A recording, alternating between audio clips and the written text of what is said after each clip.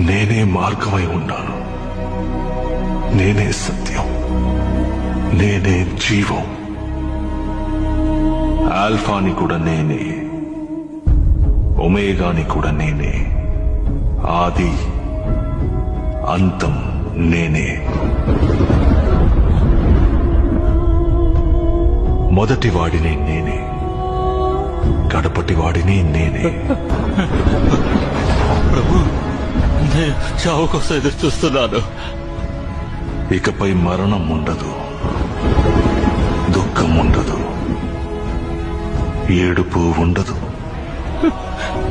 చింత ఉండదు. నేనన్నిటినీ నూతనీకరిస్తున్నాను. అవును, నేను త్వరలోనే వస్తాను.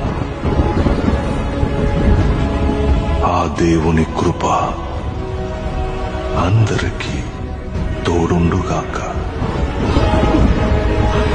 ఆమేన్.